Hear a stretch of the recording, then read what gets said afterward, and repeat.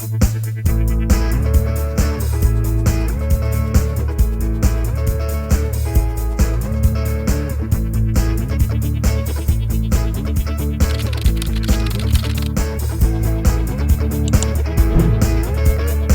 here to talk about success, right?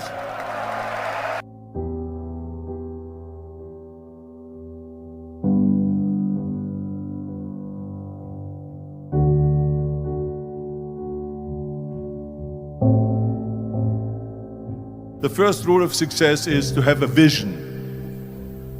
You see, if you don't have a vision of where you go, and if you don't have a goal where you go, you drift around and you never end up anywhere. It's like you can have the best ship in the world, you can have the best airplane in the world. If the pilot or the captain doesn't know where to go, it would just drift around. It would not end up anywhere, or most likely in the wrong place. So I was very fortunate that I stumbled onto my vision. I mean, as you know, I was born in 1947 in Austria after the Second World War. And I didn't really like Austria when I grew up. I couldn't wait to get out of there. I couldn't see myself becoming a farmer or a worker in a factory or anything like that. Even though my parents wanted me to stay there and have a normal life. My father wanted me to become a police officer like he was. My mother wanted me just to stay there and marry a girl with the name of Heidi, hopefully, and have a bunch of kids and run around like the Van Trapp family in The Sound of Music. But that was their vision, not mine. My vision was totally different. I felt that I was born for something special, for something unique, for something big. Do you know how great it felt that I knew where I was going? Imagine the majority of people don't know where they're going. When you have a goal, when you have a vision, everything becomes easy. Because remember that in America, for instance, when you study, you will see the percentage of people that like their jobs. 74% hate their job in America. Now, there is not much different when you come to Europe. The majority of people don't like what they're doing because they're really not doing it because they didn't have a goal and they followed this goal. They just aimlessly drift around, and then all of a sudden there's a job opening, so they get that job because you have to work. But then when you work, it's a chore. It's work. It's not fun. So if you think about, only a quarter of the people really enjoy what they're doing in life. That is unbelievable if you think about it. So I felt so blessed that I knew what I was doing. It's like a medical student that studies and knows he wants to become a doctor. You know where to go. So I knew where to go. So people always ask me, when they saw me in the gym in the pumping iron days, they say, why is it that you're working out so hard? 5 hours a day, 6 hours a day, and you have always a smile on your face. The others are working out just as hard as you do, and they look sour in the face. Why is that? And I told people all the time, I said, because to me, I'm shooting for a goal. In front of me is the Mr. Universe title. So every rep that I do gets me closer to accomplishing that goal, to make this goal, this vision turn into reality.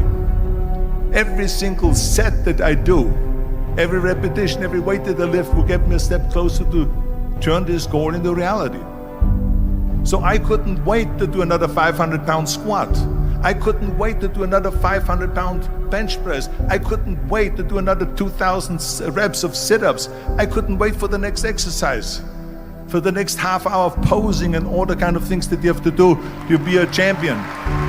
And with the age of 20, I went to London and I won the Mr. Universe contest as the youngest Mr. Universe ever. And it was because I had a goal.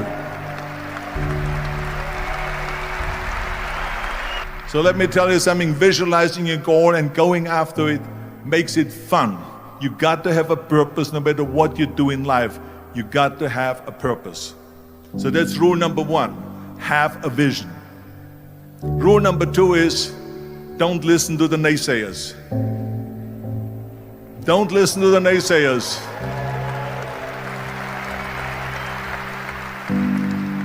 Everything I ever did, the thing that I heard out of people's mouth was, that's impossible. That can't be done. Or no. So whenever someone said to me, it can't be done, I heard, it can be done. When they said no, I heard yes. And when they said it's impossible, I heard it is possible. I'm a strong believer of what Nelson Mandela said, that everything is always impossible until someone does it. Well, I'm gonna be the one, I said to myself, I'm gonna do it and I'm gonna show it to them. Maybe it has never been done before. That's perfectly fine with me. But I'm gonna do it. And I did not listen to the naysayers. The next thing, the third point that I'm gonna make to you is, before we sit down with Jürgen and talk about the rest of the three, is work your ass off. There is no magic pill. There is no magic out there.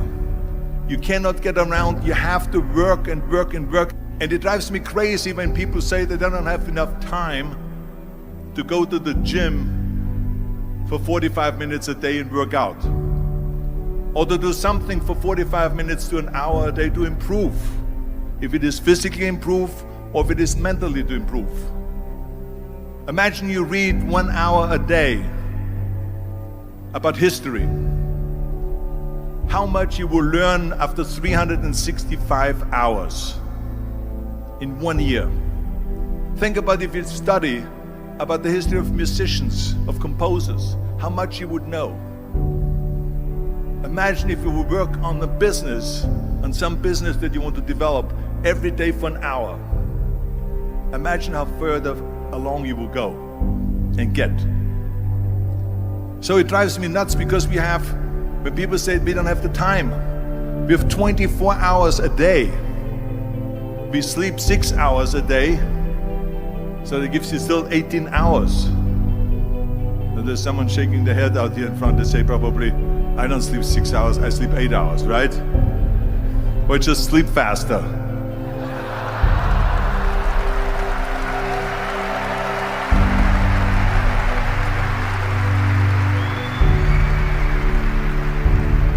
So we have 18 hours a day. The average person works around 8 to 10 hours. So let's assume it's 10 hours, so we have 8 hours left. Then you travel around an hour a day, maybe 2 hours a day. So now you have still 6 hours left. So what do you do with these 6 hours? What do you do with these 6 hours? Then we eat a little bit, then we schmooze a little bit, talk a little bit to people and all that stuff. But you can see how much time there is available if you organize your day. So you got to work hard. I mean, let me tell you something. When I went to America, I went to college. I went and worked out 5 hours a day.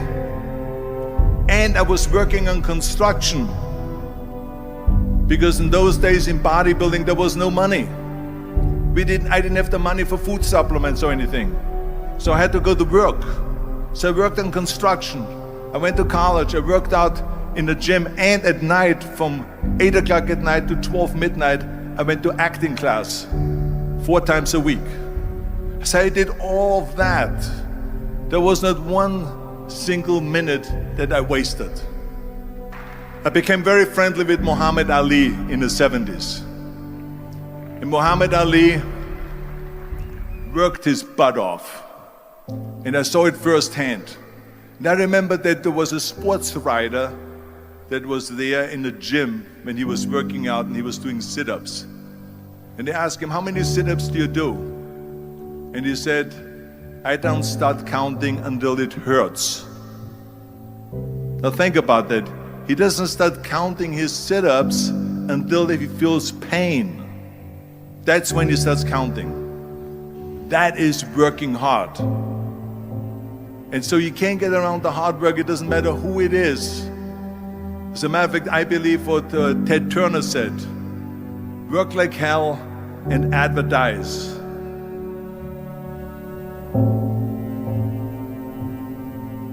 You get it? Work like hell, go to bed, and early to rise, work like hell and advertise. So you work your ass off, and then you let the world know about your work. That's what it is all about. Let people know. If you have a company, if you have a movie, if you do sports, work your ass off, but then advertise and let everyone know. I hate Plan B. And I tell you why. Because we have so many doubters, as I've said earlier, the no-sayers. We have so many of those people that say no and you can't do it, it's impossible. That is okay because we just turn off, as I said earlier, and we listen and we hear the no being a yes. You can't do it, you can do it, and all of that. So that is possible to do that amongst all the negative people around you. But when you start doubting yourself, that's very dangerous. Because now what you're basically saying is that if my plan doesn't work, I have a fallback plan, I have a plan B.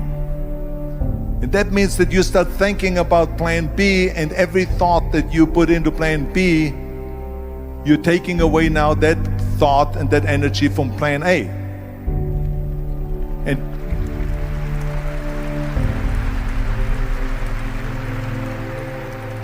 And it's very important to understand that we function better if there is no safety net, because plan B becomes a safety net. It says that if I fail, then I fall and I get picked up and I have something else there that will protect me. And that's not good, because people perform better when there's no safety net. People perform better in sports and everything else if you don't have a plan B. To me, it is very dangerous to have a plan B, because you're cutting yourself off from the chance of really succeeding. And the reason, one of the main reasons why people want to have a plan B is because they are worried about failing. What is if I fail, then I don't have anything else? Well, let me tell you something, don't be afraid of failing, because there's nothing wrong with failing. You have to fail in order to climb that ladder.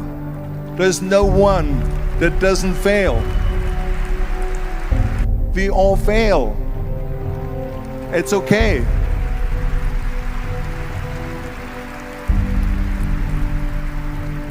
What is not okay is that when you fail, you stay down. Whoever stays down is a loser. And winners will fail and get up, fail and get up, fail and get up. You always get up. That is a winner. That is a winner. Hey, we all lose. We all have losses. This is okay. And this is why I say don't be worried about losing, because when you're afraid of losing, then you get frozen. You get stiff. You're not relaxed. You got to be, in order to perform well in anything, if it's in boxing or if it is on your job or with your thinking, is only happening when you relax. So relax. It's okay to fail. Let's just go all out and give it everything that you got. That's what it is all about. So don't be afraid to fail. This is one of my 6 rules to success. You can only feel complete as a person if you think about what can you do for your fellow member around you that maybe needs help. I felt like that everyone has a different motivation why you get into that. I was an immigrant going to America, and I saw how America was the most generous country in the world. I mean, they opened up their arms to me, they helped me, they invited me for Thanksgiving dinner. The people, they brought me, the bodybuilders in the gym brought me plates to my apartment because I had no plates, I had no silverware, I had no bedware, I had no pillows, I had no blanket, I had no TV, I had no radio, I had nothing. They brought it to my apartment. They helped me. And I saw that firsthand, this generosity in America. And I said to myself, as an immigrant that is being embraced with open arms, that I need to go and make sure that I give something back.